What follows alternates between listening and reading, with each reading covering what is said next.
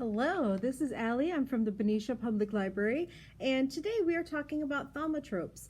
Thaumatropes are something that were popular about 150 years ago in the 19th century, and they are a precursor to moving pictures, right? And so the word thaumatrope is an unusual one.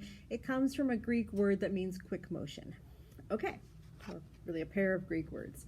So what you do to make a thaumatrope is you start with a circle, right? And you draw on it. And you draw two things that, if paired together and moved really quickly, are going to look like one image. So I made two. One of them is a vase here, and one of them is flowers, right? And so what I'm going to do is put those together and then tape them to the straw here, and then we're going to spin it, and then it's going to look like the flowers are in the vase even though they aren't. I know, it's pretty cool. So we're going to have a look. So all I'm doing is I'm just taking this straw and I'm putting masking tape on it and taping it to this so that the vase is on the outside. Cool. So that's half of it. This is a pretty, honestly, the hard part of this is just the drawing. I didn't do that part on video because I was slow to get these colored. I'm not a great artist, but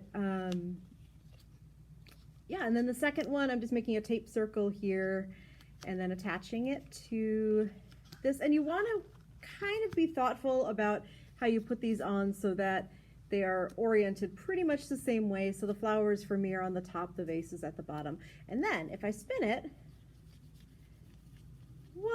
it looks like there's a vase with flowers, right? And if I slow that down a little bit, you can kind of see how that works, right?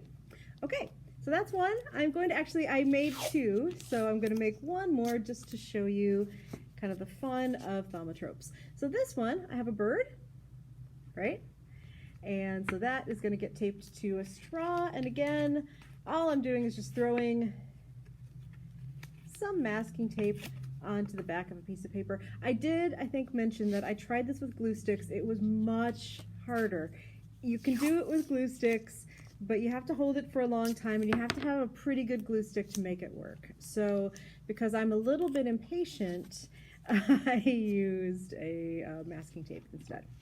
One tip for when you're drawing these is that if you do one of them with kind of nice dark colors, then you can hold up your other plain circle before you've drawn on it to that, and then you can use that as an orientation for where you should be drawing your other object, so that they make sense together. Okay, so all I'm doing is taping it so that on one side facing out is the cage, on the other side facing out is the bird, and then if I spin it, what? Does it look like that bird is in the cage? It actually does, thanks to the magic of thaumatropes. So I have two here, whoa, and another one here. You can do this with a lot of different images. These are kind of classic ones, in particular the bird and the cage one. But really, the limits here are your own imagination. So come up with something cool, have fun with thaumatropes, have a good summer. Thank you.